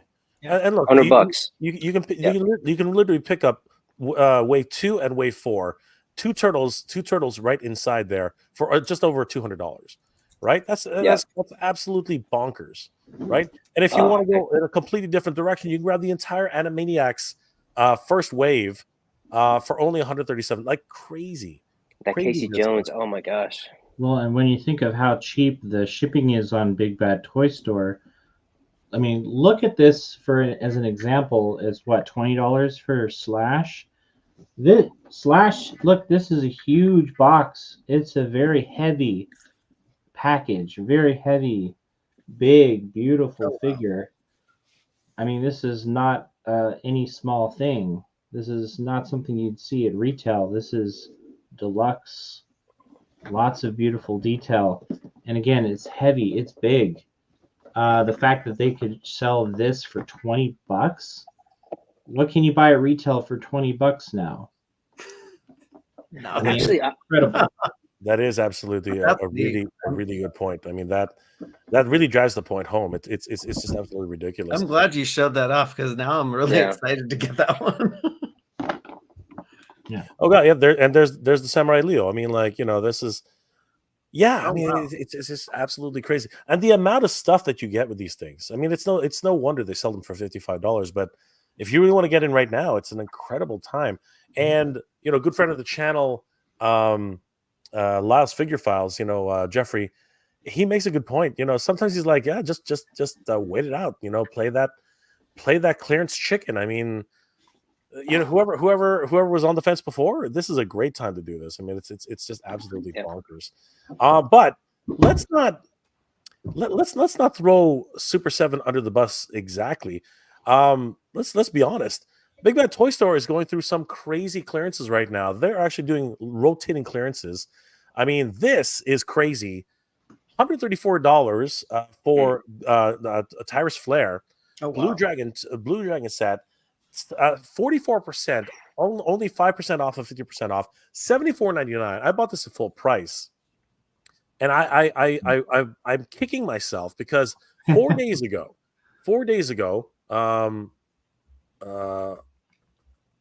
what's it called? Axe Battler, and I'm pissed off at myself. Axe Battler was on for 50% off. He was at $137.99, and I didn't pull the trigger. I figured it would be up for another 2 days. No, it was a 24-hour sale. So anybody who wants to pick up Tyrus Flair right now, don't sleep on this. She'll only be up for 24 hours. So right now, it's $74 for Tyrus Flair, and she is an incredible figure. I mean, like the overall for obviously with aesthetics being a certain thing, guys. Like let's be honest here. But honestly, she has wonderful articulation. She's a great character if you love Golden Axe, right? And honestly, this is a wonderful opportunity. Storm collectibles are not cheap. Storm collectibles are damn expensive. So definitely take the opportunity, guys. And there are other sales here too. I mean, Death Adder, variants, 32% off, and lots of great sale here. And again, this is a wonderful opportunity. So yeah, Big Bad Toy Store is going through a lot of different clearances. It's not just Super 7 Ultimates. I mean, look, this freaking Dark Side, this guy's crazy. He was $154. Wow. And now he's $69.99.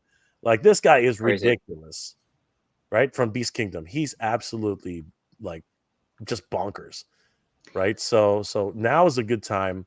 A lot of people are actually picking this up to add to their collection because Dark Side, of course, for McFarlane, sometimes he's not exactly what everybody wants. But yeah, a lot of great rotating sales right now. So yeah, guys, don't sleep on these. These are some awesome stuff. Quick tip as well: there actually is a sales button on Big Bad Toy Store. It's a dedicated sales button. They have sales all the time, so it's not like this doesn't happen often. This happens quite often, actually. Even the Cobra 3 pack is down to $69.99. Yeah, a lot of great opportunities here to pick up some wonderful deals. The Thunder Tank too. The Thunder Tank is down to $399.99, right? Just wonderful opportunities here. A whole freaking oh my god, 15 reaction figures. What the hell? Crazy. Holy crap. What the $269.99 all the way down to $100 freaking dollars. You even get the Eskimo dude, I guess Inuit dude. I can't even say Eskimo anymore. I love that. Where is he? Is he here? I thought I saw him. Hey, man, where is he? There he is. Yeah, you even get this rare figure right here, Quinn. I don't even know if that's how you pronounce it, but there he is, right? The Elite Tracker right? And you get 15 freaking figures for $100. Where are you gonna get that? You can't go to Target. You're not gonna go to Target and get that. That's just not. You're definitely not going to go to Toys R Us and get that. That's crazy. Actually, was in Canada this past weekend at Toys R Us, and they had those figures for like $20 each. Yep. Wow. Now you know my pain there, David. But you must have been laughing. Oh, what the heck? You must have been laughing because Toys R Us. Sorry, the American dollar is like prime here. You know what I mean? You literally can spend like half of whatever it is you spend in the US and just get about the same amount of value. So it's all really kind of relative. It's absolutely crazy. Ramen Toy says it's not surprising, guys. Look at the MOTU that went on discount for 70% off. Things go on discount. It just simple means that they are overstocked. And you know what? It's that kind of thing. I really don't see this as an indication that Super 7 is in trouble. You know, I think that people are blowing this out of proportion. As a matter of fact, and I just wanted to bring this up because Mike over to the Hanger was sort of mentioning it, and this isn't a slight against Mike. It's just a fact. But Super 7 announces $25 million of investment from the Newcastle Network. I'm not sure exactly who the Newcastle Network is, but it's actually a $12 million investment. With plans to invest more into Super 7's long-term strategy. It was first announced during their San Diego Comic-Con. Collectibles producing will release 18 exclusive toys in a crowdfunded Cat's Lair playset campaign. $25 million. Let's start with the actual $12 million is no small investment. That's huge, with plans to invest up to $25 million as well. I think that this is a sign that, you know what, people are looking to invest, especially in this climate right now. This climate is not easy. I mean, nobody's investing right now, and for a company like that to actually invest 25 million, sorry, 12 million now and more into the future. I think they're in a very good position right now in terms of what that is. I mean, literally, I don't know anybody who's investing right now for anything at this point. So it's absolutely crazy. I think it's a good sign, and it's just a testament to the top notch like figure design. And I think like it's funny. I live close to Alameda, and so there's an antique fair that Brian Flynn also goes to. So it was this weekend, and I was trying to have a Brian Flynn sighting, but I didn't. But I love the Super 7 stuff, like because he's doing things that the major toy companies are not. So like making the Sunbow line of GI Joes, and also just that freaking huge ass mothership that they are building. I really hope that thing funds, because I would love to see like more O-ring figures getting done by Super 7, like Hasbro's dragging their hiney on those ones, and like somebody else take the helm on the O-rings and do them right. Absolutely. And it's funny because Mike is really pushing this point, but I don't know. I have a hard time agreeing with him at this stage. Mike is basically saying you do not seek financial backers if things are going well. How do we know that they seeked it? How do we know that they didn't come to Brian and basically made an offer? I mean, Yeah. that's a very big possibility, Mike. I appreciate your concept, but I don't know, guys. What are your thoughts? Was this something of a partnership, or was this something of a reach for Brian Flynn? I think it was, I don't know. I think it was a partnership. I mean, I worked for Fandom for a couple years. So the Wiki Grayskull and, all those wikis, and, no matter if you're doing well or you're not doing well, you always want to seek new funding, because that just opens the door to just more things you can do. And so I don't see that as a bad sign. Like, oh, Super 7's dying, so this company is going to save them and pour money into them. It's like, I think companies are not stupid. They see the value in Super 7, and they will actually see their investment grow from that. Yeah, well, one thing I wanted to ask y'all, did y'all see where some people are posting, like going into Walmart and actually seeing Super 7, like at Walmart? Did y'all see? I've seen that. Yes. I saw that, and I was wondering what you guys thought about that. I was like, really? I haven't been to one recently, but I thought that was kind of kind of interesting. It's like, because they were showing like the Snake Eyes and Cobra Commander on the pegs and like the electronic aisle, electronics at Walmart, and I was just like, huh, that's interesting. It's like, I mean, seeing them at a retail, I've seen them at Best Buy, but seeing them at a Walmart, that was kind of interesting. Yeah, you know what? Funny you should mention that, John. I'm actually making a whole episode on that. I've been under the weather because there are a lot of things which, uh, as you said, are coming fast and furious right now. Yeah. So many things are changing, and one of the things that is changing is how Super 7 is handling their business. They seem to be making partnerships all over the place. Mhm. And okay, Mike says, "Yep, they sold Ultimates at full price because they found a new market, because they hope to find a new market." But getting into Walmart is not easy, and it's actually one of the things I think why they're going that route. I think they finally have broken some sort of ceiling and are able to actually get their products into this major retailer. But what's really interesting, and I don't know if you noticed this, did you find it actually, John, or was it somebody else? No, I just saw it on Instagram. Somebody posting, video of them going into Walmart and seeing it on the shelves. And I was just like, wow, and I've seen a couple of people posting about it, but that was kind of like, I was kind of in shock when I saw that. Yeah, so I have them here. Let me just bring it up, and everyone can react to this, I guess. Of course, now I've lost it. Which, I mean, sometimes that can be a good thing. I mean, because a lot of times my deterrence from buying something online, having it shipped, waiting for it to get here, that kind of like, well, do I really need this? And while I was here in Los Angeles, I went to the Mattel store and I got the new Eternia Man Arms. Now, normally I wouldn't have gotten them, but seeing them in the store, having them in my hands, I decided like, yeah, I got to get them now. So I think seeing, product in the stores when you go in there, I think that to me, for at least for me, it's like, yes, I have to, now that I have it in my hands, I gotta go home with it. So to me, I think it's a big plus if they're getting inside Walmart and some of these brick and mortar stores, Walmart, Target, what have you. Yeah. Nice. Yeah, so they are on the pegs, and this is what's really interesting about this. What's really fascinating about this, and I'm curious about to hear what you guys think about this. They are showing up on the pegs, but the Yep. major problem is you're not getting everything. You're only getting, like, the sleeve is gone. I don't know if you guys have noticed that. Yeah. That's I noticed fine. that. That stuff just goes in the recycle bin. Like Yeah.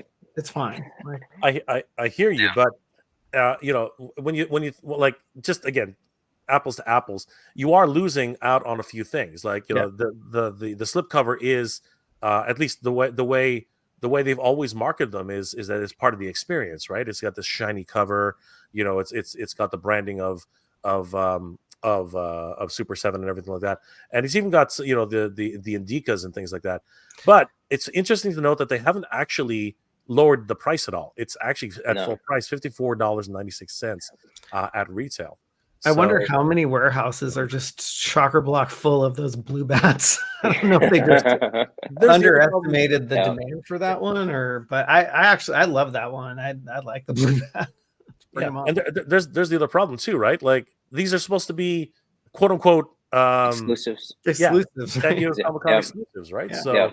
So what happened, right? So there is that. I mean, they are obviously sitting on a whole bunch of stock, which they literally cannot get rid of. But and now they're utilizing the channels that they have to actually move this kind of product, right? But is that necessarily a sign that they're in trouble? I don't think so. I don't think so. No. I think that things are moving in a direction where they can actually start to leverage what they have. But it is interesting seeing these types of moves that they're going through right now. Yeah, I mean, if I go to Walmart and I see a monkey I'm getting it like that. I'm getting. I don't have. I'm gonna go look for these now. Yeah, that visibility is really important. Yeah. Because even if you see one figure and you're gonna look it up online, you're gonna want to see what other figures there are that you can buy, or you're gonna check out how can I just buy this cheaper online if on clearance or something. It's great advertising to have that visibility on the toy store shelves. Okay. And I wanted to mention that as far as having exclusives, selling them in different locations, we're seeing that a lot lately. More and more, like with Funko Pops, for example. You can go into Hot Topic and you can see on the shelf pop figures that are labeled like, oh, this is a such and such exclusive, Yeah, and you're absolutely right. I mean, like, we already everyone's now knows the story that Funko has actually dumped something crazy like $7 billion of product that they couldn't move. You know what I mean? And this is a much smaller example of that. Right? I mean, I think somebody said that they opened up their warehouses and people were finding exclusive pops, limited edition pops that they haven't seen for 12 years. Jeez. Right? And all of a sudden, like, they're just selling them off, trying to get rid of them. It was absolutely bonkers. It was just nuts. So yeah, it's an interesting time, and really puts into question, pardon me, what is a pre-order now? What are these things? What are exclusives and such? But to sort of wrap a bow around it. And give a little bit of insight into something. I think that smaller companies really have an advantage in the market right now, being able to sit back and wait things out. For example, Ramen Toy is making some massive moves at this stage. They've just made a bunch of announcements, which are just blowing my mind. They're filling in a gap, I think, which a lot of people just wouldn't be. Or a lot of companies are just not able to do on any particular level. This is just blowing my mind, just absolutely going like completely bonkers. Have you look at the size of this thing, guys? Like, this is that's what she said. Yep, that's what she said. Like, look at the size of that thing. Wow. That's what she said. This thing is like Ace is an average height for a young man his age, and this thing literally looks like he could live in this space. You know what I mean? Like this is just Crawl bonkers. in there. This is just bonkers. Somebody remind me, how much was the sewer layer pay set from NECA? Was it Does anyone remember? 300? Was it $299? I think it was. think It was so. like $300 freaking dollars. I think so. Yeah. Yeah. So I mean, seriously, this is insane. Like apparently these are LEDs. These aren't CG shots. These are actual.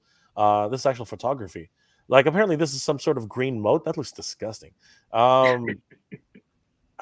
These are just incredible shots that they're setting up here. You can see the ramen racer in the background there. That's so cool. You know, they've got a top sewer entrance at the top. By the way, there's an actual street level that they're putting into this this overall unit. Pardon me, guys. Look at the size of this. I mean, that is the ramen racer. You can park it in there. Awesome. Yeah, That's crazy. It is Parking crazy. it's absolutely bonkers, and that is what she said. And if we go through some of the details on this, let's see. Where's the pricing information on this? Because it blew my mind when I actually saw the price of this thing. Where is it here? I thought I had it. It's further down. I think it is. There we are. Oh, there it is. Yeah. Here we go. Yeah. So this. Oh wow. Let's take a breakdown on this, okay, guys. So let's just go ahead and say where was it called? It was sewer playset NECA. Let's see here. I'm pretty sure it's going to come up with a whole bunch of different numbers. Let's see here. All right, here we go. So yeah. Three NECA's tripping. Yeah, that's the big that's the sentiment that's been going around. $300. All right. So NECA was asking for $300 for this section here. Is it just that one section? It's just that one section. That's Yep. all. Yep. It's just that one section. All right, they're tripping. And you could choose to remove all the stuff, and then you can park the turtle van in here. I saw it in person. It is impressive. I'm not going to lie. Yeah. It is very impressive. But is it you know, as I mentioned, is it $300 impressive? I mean, you know, this was my video on the same subject. You know, is it $300 impressive? I guess for some people it is, because they did sell it, right? This was covered by a number of different outlets. I believe there's an article on toyhabits.com and of course on adultcollector.org. And you can see the potential, right? You can definitely see the potential. They have plans. They have plans for multiple sets. Like this is the kitchen set, right? They have plans for multiple of these. So there's a future here for these sets. Now, just going back to the original point, $300 for just this unit, right? And now we go back to the Musk diorama set. Guys, $300 gets you everything. $300 gets you two of these sets, plus the diorama scene and the background. Holy crap. That is some sort of value. Like for $300, you get all of this. What kind of sorcery is this? I know. It's you either get for NECA, you get $300 for this. For ramen, and you get two flavors. You either get the realistic movie flavor, or you get the cartoon movie color flavor. That's like so cool. two different styles, and and there's other options too. You can go ahead and just buy a single unit. So again, here's the thing. So this is $300 just for the sewer portion underneath, but for the Musk, you can opt to get not just the lower portion. You actually get the street diorama, and that's $150 half. Literally, you are paying for half of this, and the other half as well if you wanted to gang them up. But that's exactly half. That is absolutely crazy. And that it doesn't stop there either. You can just choose to get you can just choose to get for what you pay here for $300. Again, I really hate to beat up NECA this way, but I'm just gonna drive the point home here. Yeah. NECA is asking $300 for just this. Well, if you just want this, sans the decor, okay, sans the decor, you can get an option for that for $100. As Michael just said a minute ago, what sorcery is this, Michael? Holy crap! Oh Yeah. my god! I get think, it. But go ahead. I think Ramen has a good beat on, I think, what fans want and what they're willing to pay for. And I think he's a lot of the stuff that he's made, that company is making right now, is, I think, really it's firing on all cylinders. It's like he's doing things that from the Machina line, which I love. I wish he would make the entire thing, but I don't think that's going to happen. But yeah, all of this stuff is top notch. Yeah, and I think with Ace, I mean, he's one of us. I mean, he's a fan of all this. I mean, when I saw his the canopy and the machine guns on the Batmobile, I'm like, okay, I'm getting that. I mean, it's like that was one thing that was missing from the McFarlane, piece, was the machine guns. You got to have the machine guns on there. And then with this set, I mean, it's absolutely gorgeous. I mean, I'm already just thinking of ideas as far as like shooting and what you can do with like that. I mean, having light come in through the sewer, through those, through those grates and everything. It's just like, yeah, I mean, he has a pulse on what the fans like and what they willing to pay for. And I think it's just great. And same with the bread car. Oh my gosh, I can't wait till that bread car comes out. David, any thoughts?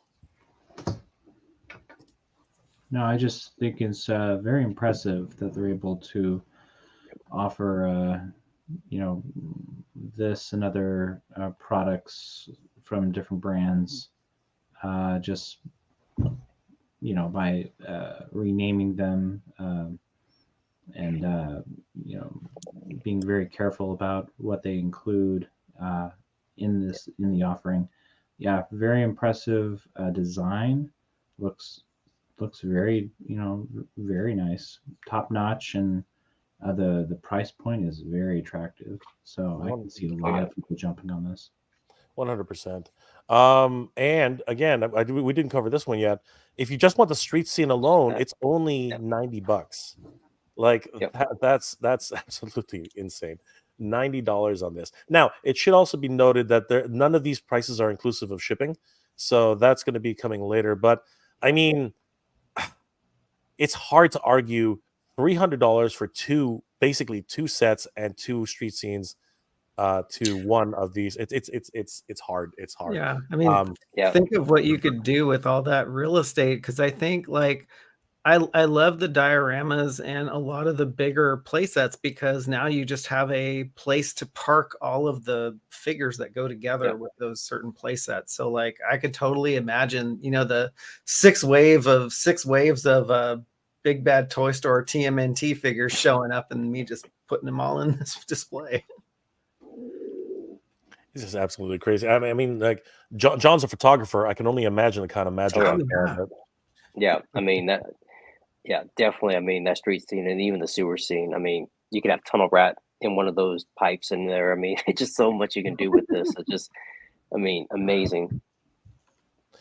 And the Hella Dope Toys is in the house. Good to see you, Hella Dope. I believe that Hella Dope is actually going to be carrying some of the Musk or definitely some of the Ramen Toy items. I can't confirm that. If Hella Dope can actually confirm that, I appreciate, because obviously I'm just talking about my butt right now. But yeah, very, very exciting opportunities happening right now. And of course, Ramen's doing some crazy things. $300 USD for NECA includes license fees and furniture fittings, which is true. The cartoon aesthetic is definitely there. And of course, they don't have to pay for the licensing fees and furniture, as David did mention. By being very careful about certain things, they can avoid that type of necessity. Um, another. This is something which Ace has been teasing lately, and I'm not going to go too far into this one because it's still mostly prototypes. But I think a lot of people are going to be very excited about this one. I think they're calling it the bread box, the bread car. Red car, yeah. Yeah. Yep. I think John mentioned it a little earlier. So that's really exciting as well. I mean, just look at the size of that thing, man. Why are they calling it the John? Why are they calling it the bread car? Somebody help me out here. I don't understand. I mean, maybe because it looks like a loaf of bread. I mean, the size of it, yeah. Just insane. Look I mean, at that. that's a Marvel Legends figure right there. You know what I mean? Like, wow. I mean, Oh my gosh, next to the Machina. Yeah, the next to the Machina. Gullwing. Jeez, it's so funny that Gullwing looks like a little Hot Wheels car next to that. It really does. It's crazy. It really does. And you know, it's got a top, a middle, a bottom, and a sides. You know, it's crazy. So yeah, this one's getting a lot of people's attention as well. So, and if anybody's interested, it looks like the early bird pricing will be $145 for suggested retail. That's crazy. The early bird promo is only $100. Jeez, what are you talking about? We have Hasbro selling the Vamp right at that price, and it's you probably fit the Vamp in the back of that truck. In the back of that van. Things are getting crazy. Ramen, it's called a bread car because Chinese van is called okay. There you go. Black Knight over at Hello Dope Toys says no talks for the Musk yet. We do have the Marshall and Aces of Aviation. So Hello Dope is carrying some ramen products, but not quite on the Musk just yet. So thank you, Hello Dope and Black Knight. Appreciate the insight on that. So that's interesting. I didn't know that the Chinese van is called bread. Sorry, van equals bread. Okay, I did not know that. That's interesting. Obi-Wan is in the house, all in for the loaf of van. I'm all in. Absolutely crazy. And for you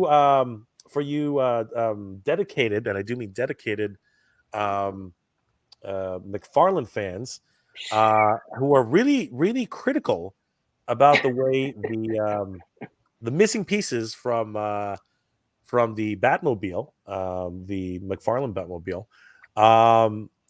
Apparently, Ramen is creating what they call the CAG, which is the canopy and guns set. So anybody who's been harping on McFarlane for not including guns, which I don't think is their fault, actually. I think there's some sort of requirement from DC that they don't put guns. I don't know what's going on, actually. But apparently, they're not allowed to have guns on the Batmobile. So here comes Ramen to the rescue. They are introducing a CAG. So if you have a shiny canopy, which of course was matte, was a different color from the first release, they actually will be introducing that with the shiny version, and they will also be introducing a matte version for the Batmobile as well. So very exciting, and damn, it looks pretty good. I got to tell you. And apparently, sorry, go ahead, John. No, I was gonna say, it looks amazing, and that's one thing that I wasn't really too critical about it. But once I saw it, once I saw Ramen, make these and put them on, like, okay, well, yeah, I mean, they should have been on there from the beginning. It's one of those things, it's just perfect.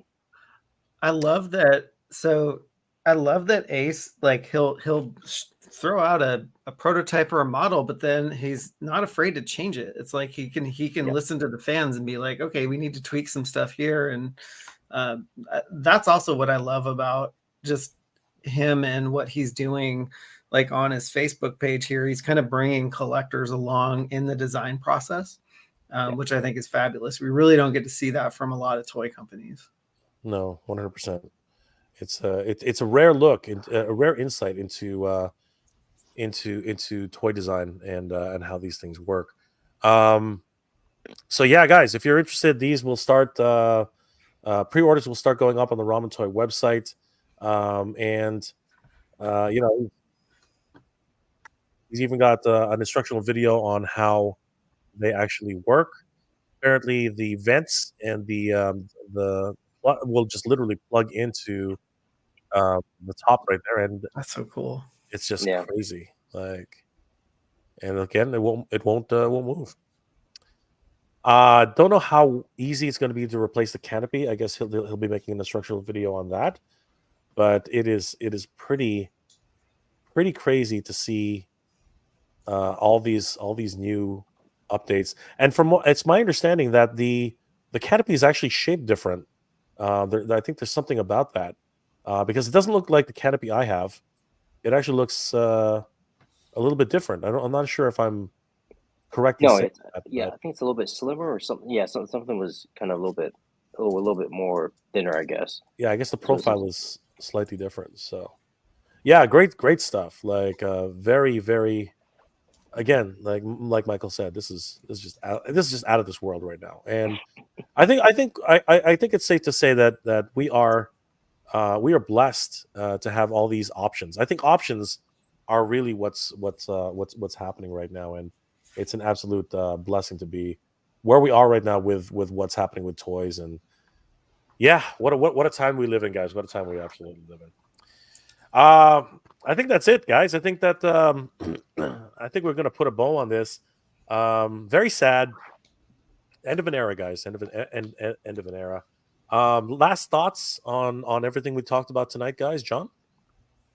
no, I mean, I think you said it all. It's sad that He-Man.org is gone. Where it's going to go away. Ironically, it's going to be on my wife's birthday, November 14th. So, Well, that's how but you remember John. I was wondering how you kept that in yeah, mind. I'm like, there you go, there you go. But yeah, no, it just yeah, shocking. But I mean, I think the fans will, keep it together, and like you mentioned, maybe they'll have like some sort of memorial page to kind of you can just go to and just see from time to time.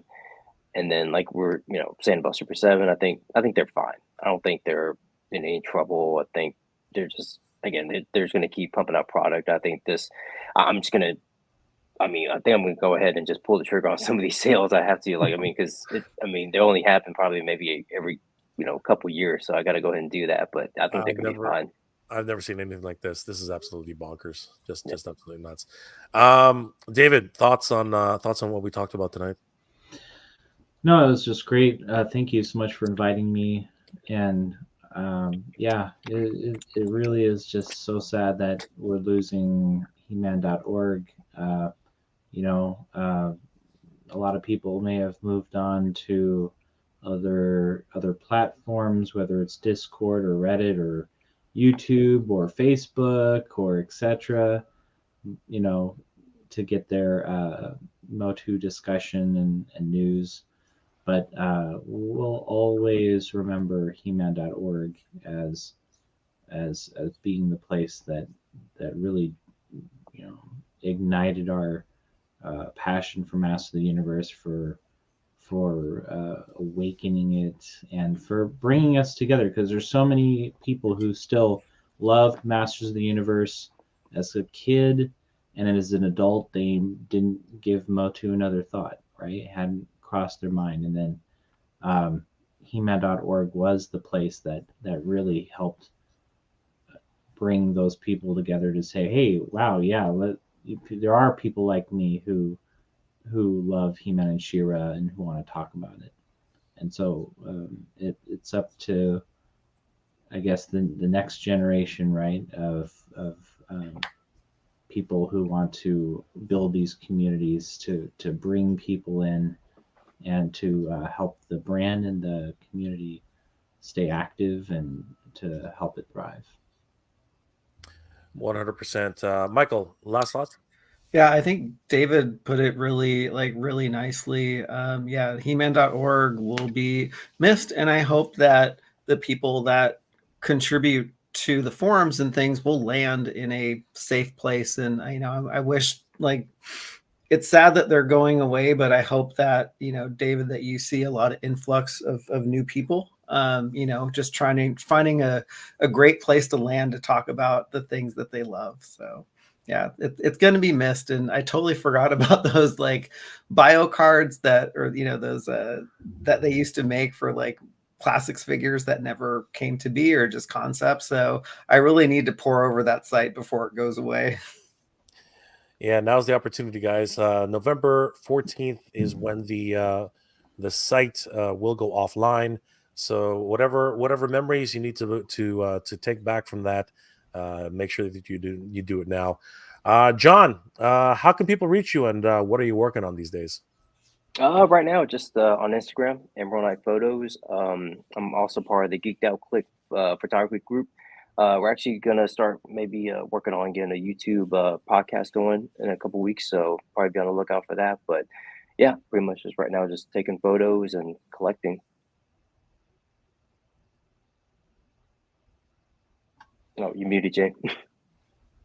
Always happens. Technology. David, thank you so much for being here. Really appreciate you giving us a little bit of your time. How can people reach you, and what are you working on? Oh, well, I've got lots of Facebook groups, so you can go to adultcollector.org, and I link you to a lot of those Facebook groups in the posts there. Otherwise, you can catch me on YouTube, or sometimes I'll pop up on Instagram or Twitter. But mainly, check out the largest Masters of the Universe Facebook group. It's the He-Man and the Masters of the Universe fans group on Facebook. And then the second largest group on Facebook for Masters of the Universe is the Masters of the Universe Origins fans group. So check those out. Thanks again, David. And Michael, my friend, what are you working on, and how can people reach you? Yeah, before we get into that, just want to give a huge shout out to the Toy Sorceress, my partner in crime, who could not be here tonight, but she was working her hiney off on doing an amazing in-hand review of the cartoon collection Skeletor, so you can check that all out. We've been sitting on some news that we're going to be breaking probably in the next week if Mattel doesn't stop like overshadowing the things that we want to break with releasing so many TMNT figures. But yeah, so look out for some news. I'm not sure when we're going to drop it, but it's going to be soon. But you can find us at www.toyhabits.com and on YouTube at toyhabits_website, and on Instagram at toyhabits_website. Guys, I want to thank each and every one of my guests for being here tonight. I really couldn't have done this without them. It is the end of an era, everybody, and whatever you do, definitely give 5 minutes out of your day. Head over to heman.org, because on November 14th, it is no longer going to be around. So you don't want to miss out on a small piece of history. Take your screenshots. Take whatever information you need from there. Start stealing, guys. Just steal everything that you can, because it's not going to come back, unfortunately. At least not in the short term. Many people are still trying to convince Val to continue. Don't stop. Let's all send love over to Val and let him know how much it means to us to have He-Man.org stick around. But honestly, he's pretty resigned to it. So don't expect, hope for it, but don't expect to change his mind, because he's dealing with a lot of things, I'm pretty sure, on his own. So, but guys, I want to thank everyone here once again. Please check out toyhabits.com and Toy Habits on YouTube. Check out adultcollector.org, and of course, check out Emerald Night Photo on Instagram. You guys won't regret it. Wonderful content creators everywhere. Thank you guys again for being here tonight. It's been an absolute pleasure. You guys are the best. Guys, I hope you're all doing well, staying safe. And as always, everybody, thank you very much for watching. Good journey, everybody. Geek proud. Good journey.